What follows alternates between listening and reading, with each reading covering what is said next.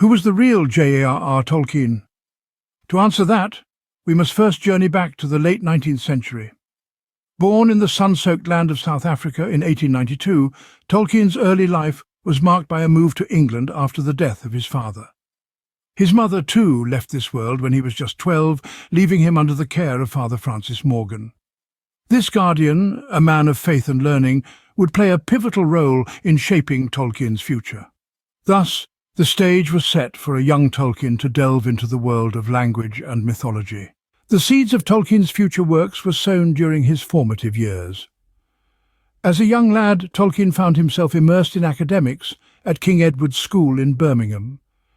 It was here that he began to cultivate his love for languages, displaying a remarkable proficiency in Latin and Greek. His passion for philology didn't stop there, however.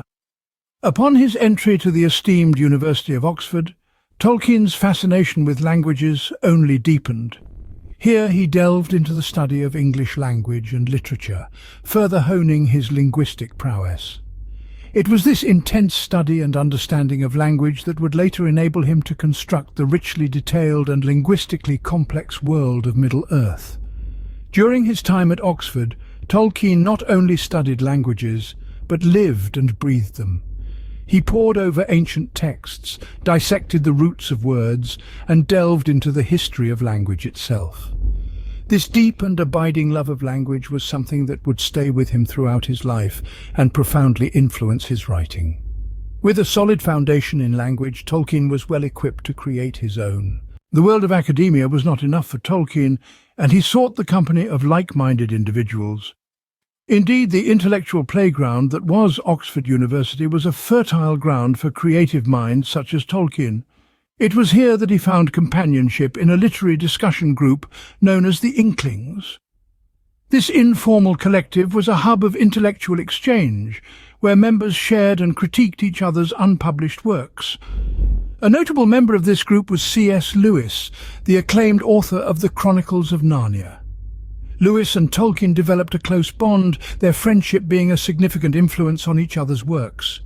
During this period, Tolkien began to pen down some of his earliest tales that would later form the bedrock of his legendary Middle-earth.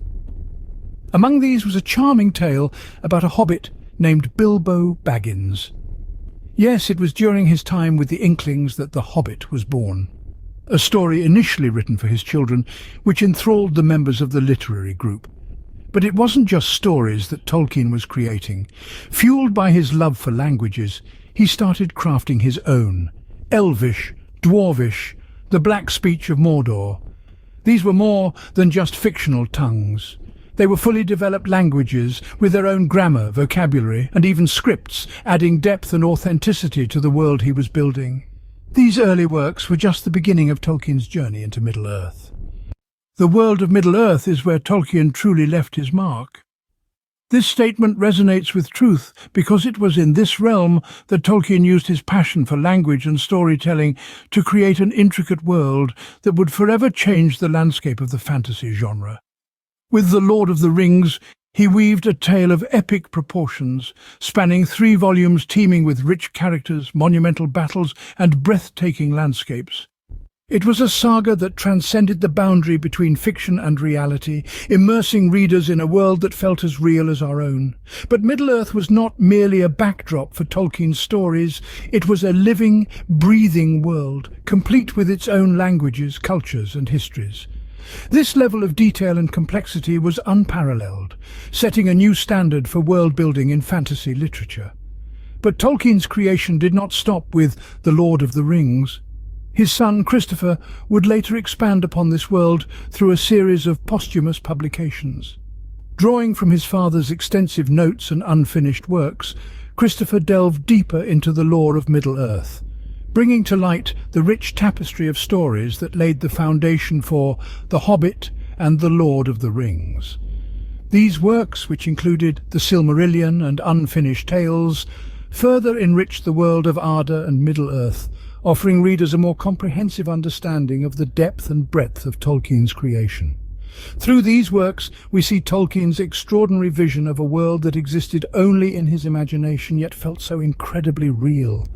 His passion for storytelling and his love for languages were the magic that brought Middle-earth to life, creating a legacy that continues to inspire and captivate audiences around the world.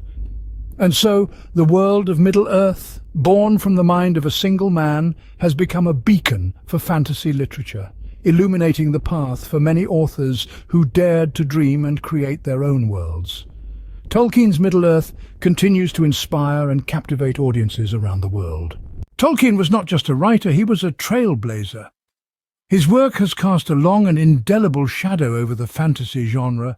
His vividly imagined world of Middle-earth, with its intricate histories, languages and cultures, raised the bar for world-building in literature.